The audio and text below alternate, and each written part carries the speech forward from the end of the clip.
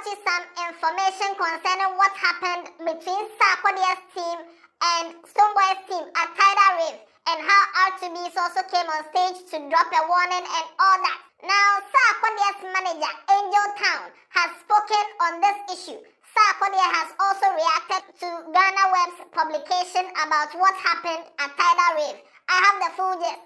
I'm the Headless YouTuber, this Headless Reactions. Alatari, Yanko!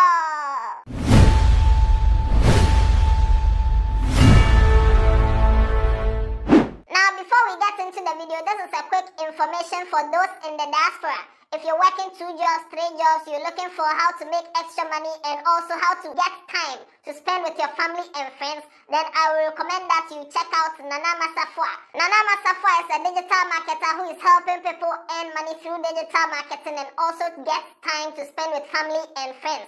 If you're in the diaspora, all you need is a mobile phone, a tablet, or a laptop with working internet. Contact her by WhatsApping the number on the screen or going to nsafwanana.com, and she'll have a nice conversation with you, teach you everything you need to know about digital marketing so that you can earn money on the side while you free up some time to spend with your family and friends. Nana Masafwa, thank you for sponsoring this video.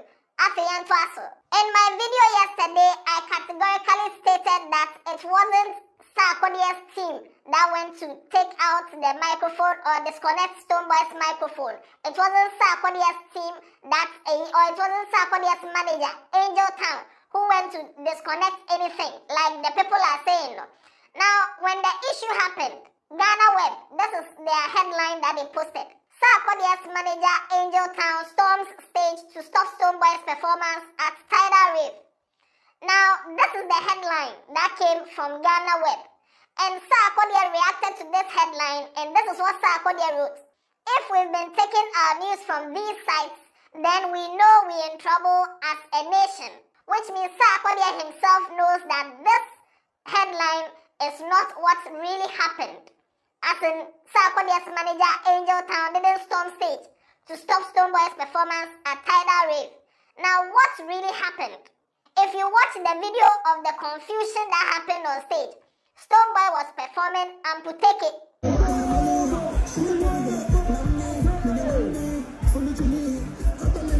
Now, while Stonebwoy was performing, the giddy giddy was going on backstage. Stonebwoy turned around and looked at what was happening, and then he lost focus and went to check what was happening. Now, somewhere in there, his microphone went off. And then he had to ask somebody to give him a working microphone, and he said goodbye to the crowd and then left.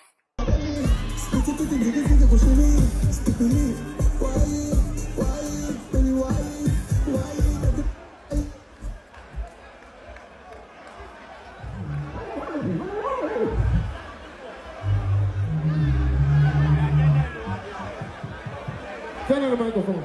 Yo, thank you so very much. I needed to say thank you before I leave. Nobody can force me off stage. I need to respect my crowd. Thank you so much, everybody.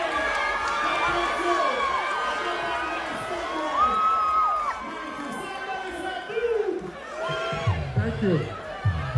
After he left, there was more confusion on stage, but if you listen to what the MC said, the MC started hyping or started introducing the next artist to come on stage, and he was talking about site 15. Now, if you know site 15, you know that it belongs to R2Bees, or whenever they say site 15, they are talking about R2Bees. Ladies, are you ready tonight? On the way for site 15. If we got TEMA in the building. If we got TEMA in the building. Sponsors who made it happen for Tidal Rave 2023. Now, the order of performance was supposed to be Stonebwoy, after Stonebwoy, R2Bees, after R2Bees, Sarkodie. Now, this thing happened around 2 a.m. And like I said yesterday, there was confusion backstage.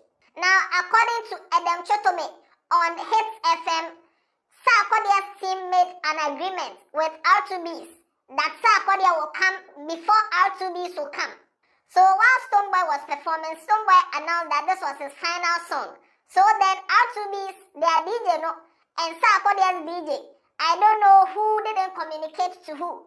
but the two of them were rushing on stage to go and connect and, set up.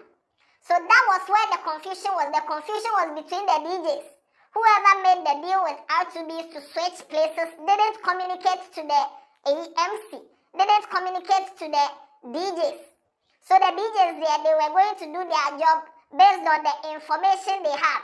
And that was what caused the confusion on stage. This is what happened according to Angel Town, Sarkodie's manager, as narrated on HitzFM by Edem Tsotorme. Yeah, Andy, I think Stonebwoy was about to do his last song because even that at that drop of, at that point he has said that he is about to do the last performance. So we knew that it was getting to the close of his performance. So when the DJ dropped the song, Stonebwoy started performing. Then he looked back. So when he looked back to where the DJ is, he couldn't concentrate on the performance again. It was like he wasn't comfortable because there were a lot of people up the stage where the DJ was. And it was clear that the DJ was, events. Normally when you're about to leave or another DJ coming thinks you've outstayed your time, they don't want you to even release a new song so that your artist can perform. So when they normally heckle you, it can help kill it. So I felt that was what was happening at the stage. So Stonebwoy's microphone was off at a point, so he asked that they should switch on his mic. They switched on his mic, and he said he couldn't have left without saying thank you to the fans, and that no one can force him off stage. It was there, we saw, some members of Sarkodie's team at the top where the DJ was. So Angel was there with a couple of Sark natives family. Then Stonebwoy left the stage. It was at that entrance that you could see some people trying to hold him, and it took some time before that whole scene was cleared. And I heard the MC say that we preach peace, we always want peace and love, we want peace and love. So Andy, after everything, I spoke to Stonebwoy's camp, Gerard. He was the one who put out a statement on his Facebook post that they got there early, they gave them 45 minutes, and they were doing that 45 minutes, which they were not done. And Sarkodie's team wanted them to cut their performance and interrupted them from going on with their performance. Who made the post? Gerard Israel. Oh, Gerard Israel, okay. Yeah, he writes for the Beam Nation. So he said DJ Mensa led some people to interrupt their performance. And for that reason, they weren't, so happy with how their performance ended. So as a result of that, I spoke to Angel because I also saw him going upstage to find out from Angel what really transpired, because I've spoken to Stonebwoy's camp who want to blame the Sarkodie team for the interruption of their performance. When I spoke to Angel, he told me that he went there, but the thing was that R2Bees was supposed to perform before Sarkodie, so after Stonebwoy was R2Bees. However, they were able to make some changes with the R2Bees performance. So after Stonebwoy, instead of R2Bees, it will be Sarkodie. But he said some of the guys were not aware. The MC wasn't aware. It seems R2Bees DJ had also climbed up stage to set up. So quickly he had to go there to let them know that it's Sarkodie who is coming and not R2Bees. And we all heard the MC announce that the next act is coming from side 15, TMA is in the building. And if you say side 15, we are talking about R2Bees. But after that announcement, Sarkodie came on stage, which was a little surprising. So he said he going on upstage as Angelo was to, clear up and ensure that they set up on time to enhance Sarkodie's performance. And I spoke to someone from Echo House as well, and clearly you could see that they didn't want that issue to, overshadow the whole thing, and they believe that it can be solved from the point of, the artists who the issue happened, with them in the hem of affairs, rather than coming out to speak about the situation. So they think that it was more of a production than just the artists, because the two artists, Sarkodie and Stonebwoy, were not physically involved. However, it was a struggle between their camps as to how to set up.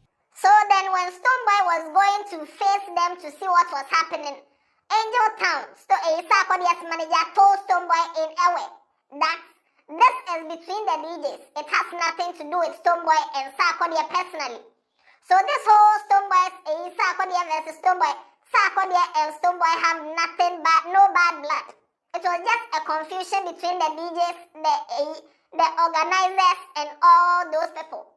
Because how can two artists strike a deal without telling the stage manager, the organizer, without the MCs being aware of who is coming next, and all these things? Event organizers should take stage management seriously, because this could have been prevented. Tidal Rave was a successful show, everything was jet. But now, what everybody is talking about is this. This small thing has taken the shine from the entire show. Event organizers, stage managers, whoever, should pay more attention to what is going on stage. Coordination is important. Coordination. If an artist is supposed to perform and they've made an agreement between themselves to switch, they should tell whoever is in charge of communicating to the MC. Everybody should be in sync. That is how it is done. So yes, Stonebwoy and Sarkodie, there's no bad blood. This was just a confusion between the DJs. And that led to, all this thing that was happening. And that is why Sarkodie personally came to write that if we've been taking our news from these sites, then we know we are in trouble as a nation. When Ghana Web quoted or suggested that it was Angel Town who stormed stage to stop Stonebwoy from performing. So this is what really happened. Tell somebody, share the news so that others will know that Stonebwoy and Sarkodie have no beef. This is what happened. Watch other videos on this channel. Tell somebody about Headless. And I don't know. Yeah, then. Yeah,